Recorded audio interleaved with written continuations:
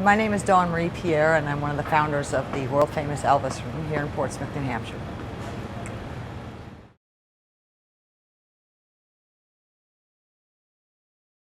I noticed there was a void of nowhere to smoke and have a cup of coffee after 8 o'clock. Brioche was on the corner, and there was just nothing around. So I wrote a business plan, and then I met my partners, started looking at locations, and I found the location, and this is kind of the start of moving into opening the Elvis Room. It was like art, music, and conversation, and so on and so forth. So it was just a part of what everything else that came with people, you know, and people in the area. I had no idea the amount of music and art that was in this area, none whatsoever.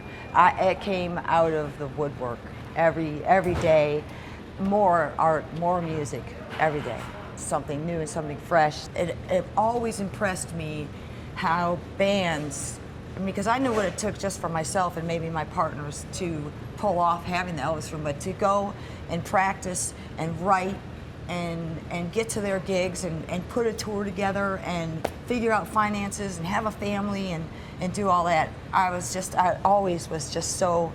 always bowed down to what that took, you know, and they did it. They always did it. They came through, they were there, and they played their hearts out, you know, and it's still, wow.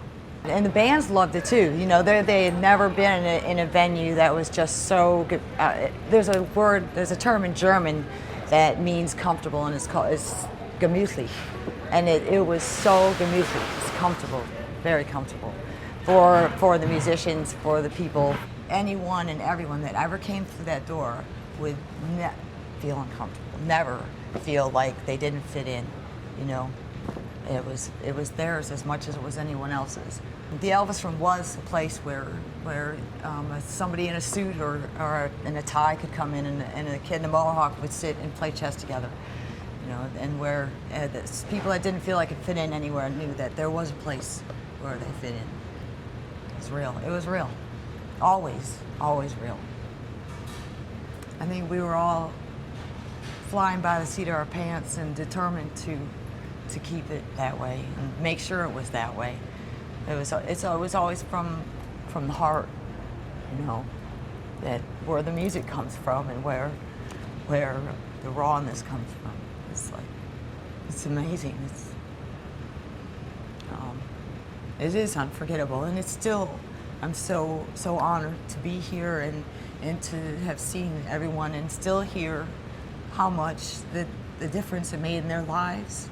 And it is in mine still, you know, carrying all this stuff around that I carry around, you know, and having it around me. And there isn't a day that goes by that I don't have some fond memory or thinking about it myself.